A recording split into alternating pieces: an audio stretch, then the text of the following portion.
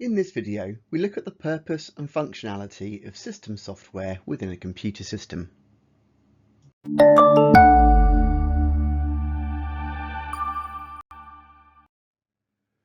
We know that all computer systems input data, they process that data, and they output a result. And quite often this process is going to involve a user that's going to provide that data. And the output is going to be produced by some hardware, whether that's a display or a printer of some form. So the user needs a way of interacting with that hardware, and that's the purpose of an operating system. It provides the interface between the user and the hardware. Now, the user doesn't tend to interact directly with the hardware, but instead they use application software such as word processors, spreadsheets, or graphics programs in order to accomplish a given task. And it's the role of the operating system to provide a platform on which that application software can run. Application software today usually involves a common user interface, so the user is interacting with the application software in a familiar and friendly way.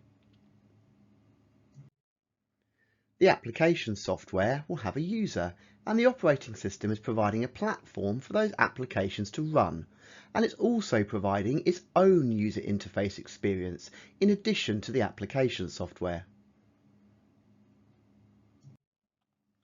There are also a number of utility programs, some of which are built into the operating system that help to maintain the computer. Some typical examples might be encryption software, compression software, and defragmentation software. Loading programs into memory so they can be executed and managing the data of those programs in memory is not a trivial task, especially when you combine that with virtual memory that we've studied in previous topics. And so the operating system has to manage the memory for the processor. The user will also want to save what's in the memory from time to time so they don't lose their work when the power's switched off. So the operating system also has to manage the file store. It has to make decisions about where files are going to be stored and where they're going to be loaded from again. The large array of additional peripheral hardware connected to computers are also going to operate in a very specific way, and therefore they need some device drivers in order to translate operating system instructions into something that the hardware is actually going to understand. So in summary, there are two types of system software.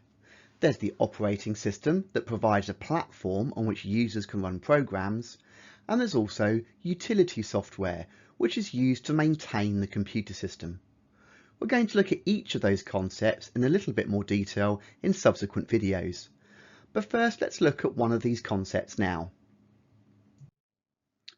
The user interface, which is a catch-all umbrella term for the way in which you interact with the computer as a human being. There are a number of ways of providing that interaction by an operating system, and one of the most common and familiar to you is what's known as the Graphical User Interface, or GUI. So here we've got windows, we've got icons, we've got menus, and we've got the pointer. And this is often known as a WIMP interface, windows, icons, menus, and pointers. It's a very visual interface and it's very interactive.